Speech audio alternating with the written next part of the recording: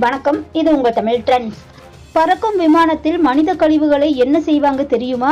இன்னும் நீங்க தமிழ் ட்ரெண்ட் சேனலை சப்ஸ்கிரைப் பண்ணா இப்ப கீழே இருக்கிற ரெட் கலர் சப்ஸ்கிரைப் பண்ணி பிரஸ் பண்ணுங்க. கூட உடனடி அப்டேட்களுக்கு பெல் சிம்பிளையும் பிரஸ் பண்ணுங்க.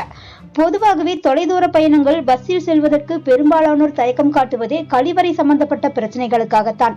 பஸ்ஸில் நெடுந்தூரம் பயணம் செல்கின்ற பொழுது ஏதாவது ஒரு குறிப்பிட்ட இடத்தில் நிறுத்தப்படும். அந்த நேரத்தில் தான் நாம் நம்முடைய வேலைகளை முடிக்க முடியும். இதில் ஆண்களுக்கு கூட பெரிதாக பிரச்சனைகள் இருப்பதில்லை. பெண்கள் என்றால் மிகவும் சிரமப்பட வேண்டியிருக்கும். அதனாலேயே தொலைதூர பயணங்கள் என்றால் ரயில்களையும் விமானங்களையும் அதிகமாக தேர்வு செய்கின்றோம். அப்படி ரயில்களில் நாம் செல்கின்ற பொழுது கழிவறைகளை பயன்படுத்துவோம். போதிய தண்ணீர் வசதி இருக்கும். அதைவிட அந்த கழிவுகள் ஓடும் ரயிலில் அப்படியே குழாய்கள் வழியாக பூமியிலேயே வெளியேற்றப்பட்டுவிடும். அதே போல ரயில் நிலையங்களில் தண்டவாளங்களில் நிற்கின்ற பொழுது அந்த குழாயின் வழியாக அங்கிருக்கும் பகுதியிலேயே வெளியேற்றப்படும். அப்படி ரயில் நிலையத்திலேயே சுத்தம் செய்யப்பட்டுவிடும். இதுவே விமானத்தில் மேலே பறந்து கொண்டிருக்கும் போது விமானங்களில் பயணம் செய்வோர் கழிவறையை பயன்படுத்தினால் அது என்ன ஆகும் என்று எப்போதாவது யோசித்து பார்த்திருக்கின்றீர்களா? அதிலும் விமானங்களிலும் கூட அதே வெஸ்டர்ன் டைப்பான உட்காரும் கழிவறை தானே இருக்கின்றது. அந்த கழிவுகள் எங்கு போகின்றன, எப்படி அதை சுத்தகரிக்கின்றார்கள் என்பது பற்றி நாம் இந்த வீடியோவில் பார்க்கலாம். ஒரு விமானம் அமெரிக்கா, துபாய் என எங்கு சென்றாலும் ஒரு பன்னாட்டு விமானத்தின் ஒரு முறை பயணம் நேரத்தில் சுமார் 1000 டாய்லெட்டுகள் பயன்படுத்தப்பட்டு பிளஸ் செய்யப்படுவதாக கூறப்படுகின்றதாம். அப்படி உள்தள்ளப்படுகின்ற இந்த கழிவுகள் எங்கே சென்று சேர்கின்றன என்பது தெரியுமா உங்களுக்கு? விமானத்தில் உள்ள மனித கழிவுகள் அத்தனையும் விமானத்தின் பின்பகுதியில் அடிப்பக்கத்தில் அமைக்கப்பட்டுள்ள நீல நிற கழிவறை தொட்டி பகுதிக்குத்தான் இது செல்கின்றது.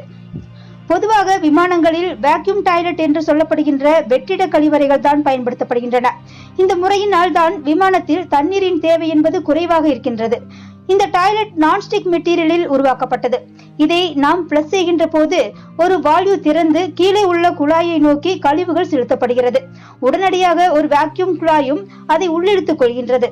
இப்படி இழுக்கப்படும் கழிவுகள் ரேஸ் கார் செல்கின்ற அளவுக்கு வேகமாக சென்று ஸ்டெயின்லெஸ் ஸ்டீலால் உருவாக்கப்பட்ட அந்த நீல நிற தொட்டியில் சென்றடைகின்றது. ரயிலில் இறுதி நிறுத்தத்தில் சுத்தம் செய்யப்படுவது போல விமானத்தில் அந்த கழிவுகள் சேரும் நீல நிற சானிட்டரி தொட்டி விமானம் ஒவ்வொரு முறை தயாரிக்கப்பட்டதும் சுத்தம் செய்யப்படுகின்றது. விமானம் தரையிறங்கிய பின்பு முதல் வேலையாக இந்த கழிவுகள் தான் சுத்தம் செய்யப்படும். இதை ஒரு இயந்திர வாகனம் கொண்டு செய்யப்படுகின்றது. இந்த வண்டியின் பெயர் தான் ஹனி ட்ரக். இந்த ட்ரக் விமானத்தின் பின்பகுதியில் உள்ள அந்த நீல நிற டேங்குக்கு கீழ் நிறுத்தப்பட்டு இந்த வண்டியில் உள்ள குழாயுடன் பொருத்தப்படும். இந்த வண்டியில் 2 டேங்குகள் இருக்கின்றன. ஒன்று கழிவுகள் சேர்கின்றது, மற்றொன்று தண்ணீர் சேர்கின்றது. பட்டனை அழுத்தியதும் கழிவுகள் ஒரு டேங்கில் சேர்கின்றது. அதன் பின்பு மற்றொரு பட்டனை தட்டினால் குழாயின் வழியே தண்ணீர் பீச்சடிக்கப்பட்டு ப்ளூ டேங்க் சுத்தம் செய்யப்படுகின்றது. இவ்வளவு வேலையையும் வெறும் 10 நிமிடத்தில் இந்த வாகனம் செய்து முடித்து விடுகின்றது. அதன் பிறகு ஹனி டேங்க் வெளியே கொண்டு வரப்பட்டு நம்முடைய கார்பரேஷன் கழிவுகள் எப்படி சப்வே டிரைனேஜில் கலக்கப்படுகின்றதோ அதே போலத்தான் இந்த கழிவுகளும் அப்புறப்படுத்தப்படுகின்றன. இந்த வீடியோ பற்றிய கருத்துக்களை கமெண்ட்ஸ்ல பதிவிடுங்க. உங்கள் நண்பர்கள் பார்க்க ஷேர் செய்யுங்க. மேலும் இது போன்ற வீடியோக்களை பார்க்க தமிழ் ட்ரெண்ட்ஸ் சேனலை சப்ஸ்கிரைப் பண்ணுங்க. மற்றும் ஒரு வீடியோவை சந்திக்கும் வரை நன்றி, வணக்கம். இது உங்கள் தமிழ் ட்ரெண்ட்ஸ்.